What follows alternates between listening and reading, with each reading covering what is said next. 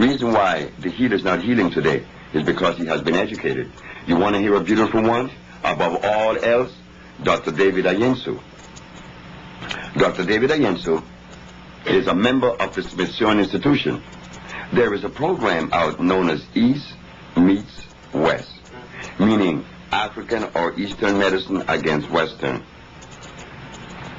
They begin to show where this African in Africa took some herbs and put on this lady's head because she was crazy. He took a knife and opened her skull. He took some smoke and he smoked her around. And Dr. David Ayensu is talking about the herbs of his people. He's from Ghana and he's a member of the Smithsonian Institution. Dr. David Ayensu is the brother that is looking for the cure of leukemia using the pink periwinkle, the rosy periwinkle. Well, I don't know how Dr. Ayensu expects to derive from the rosy periwinkle the cure for leukemia when the rosy periwinkle is also an acid plant. And as for leukemia, we have cured leukemia long before Dr. Ayensu even dreamed of coming on with the rosy periwinkle. But we go back again, and we find that in the end of the program, East Meets West, which is approximately a 25 years old program, showing, comparing Western medicine against ancient medicine. And guess who wins every time? Ancient. No. What? No. No. Western medicine, the allopathic. In the end, Dr. David Ayensu and his colleagues said, well, you can clearly see that traditional medicine, it's all right, but it falls short because you can't really measure the dosage for consistency. So modern medicine is by far the best. And they end the program. I said, that was so beautiful. But I knew that the day would come in which the philosophy that Dr. David Ayensu is supporting and the African biomineral balance would come face to face one day. And it happened.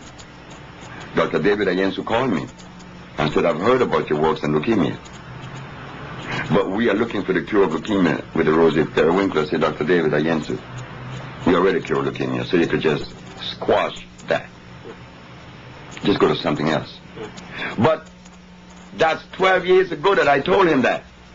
12 years ago, Black America, and still now, does not show the interest into our health and healing the way we should.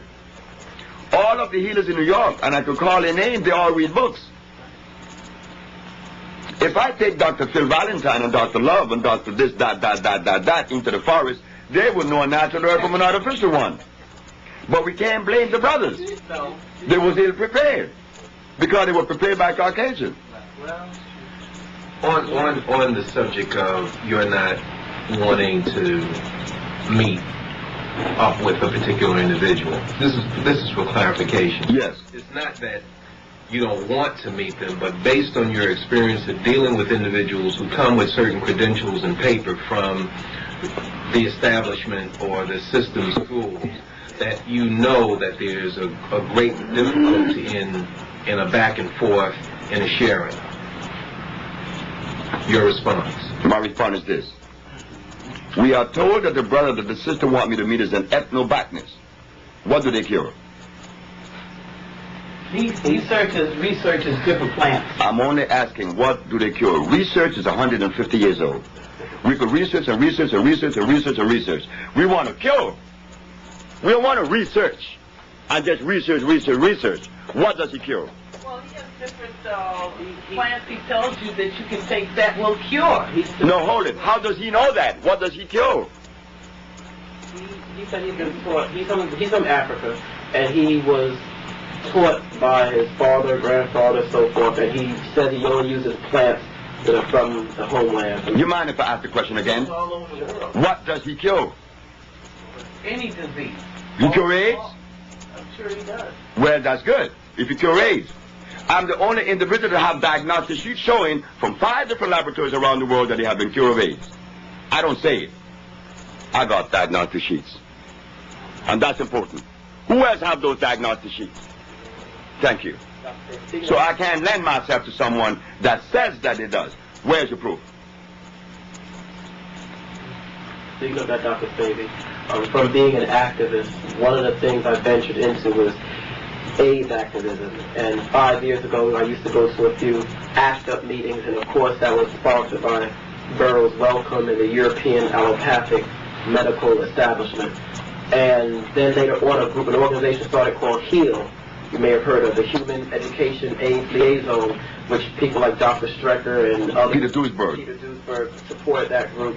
And HEAL, of course, I'm sure if they could find you, because many of us thought when you left us in New York City, we just felt so abandoned. Why can black people find me instead of HEAL? Alone, that's right. And that's more important to me than HEAL. But black people are not interested in their health right now. No. But Latin Americans are interested in it, because right now we have a cadre of people who have taken to the forests of Brazil, Peru, Chile, Honduras, Guatemala, Salvador, who's right now doing research in the forest. None of them are Americans, and none of them are blacks. Why? We talk, and we talk, and we talk, and we research, and we research, and we research, and we spend all of our life researching, and disease is running rampant. And not only that, every minute in our communities right now, we don't need to go with the historical story. Well, you have to start someplace. You do have to begin in research. That's a sorrowful position. Well, we have black. That's a very sorrowful position. Something you don't know. You got to start somewhere. How long is research? My research took me 2 years, and we cure sickle cell anemia, we cure AIDS, and we cure blindness. 2 years of research. But these other men have 25 years under their belt, and what do they cure?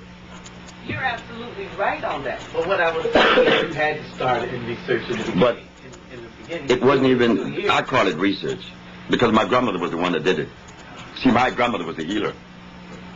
And she didn't go to school. So what kind of research she could have done? Brother Sebi, research can be likened to running a relay race. Oh, yes. Somebody else has covered the ground, and you know about it. Then you pick up the race from where they are. But if the race started off heading in the wrong direction, you lose. Because the finish line is receding faster than you can run. What happens is that you continually pass the baton on, but there's no finish line. Right.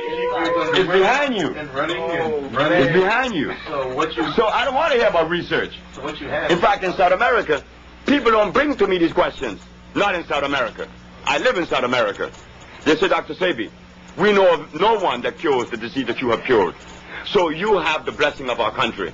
Honduras has given you all the privilege to practice your craft, regardless of what the world said. You can't go to Africa. I said, no. Although you're an African by heritage, I said, but I can't go there. They kicked me out.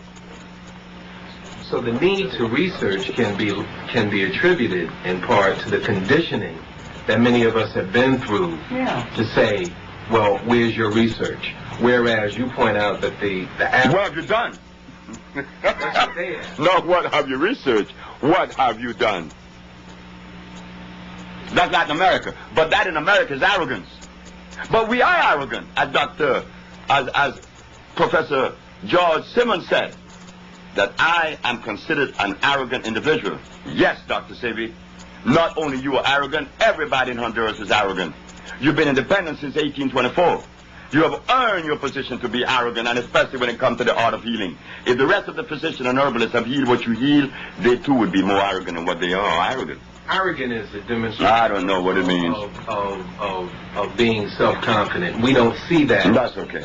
It doesn't matter. But I'm saying we don't see that among our people, so that when we do see it among our people, people of color, even people of color will react, that person is arrogant. Because they're conditioned too. That's what I'm saying.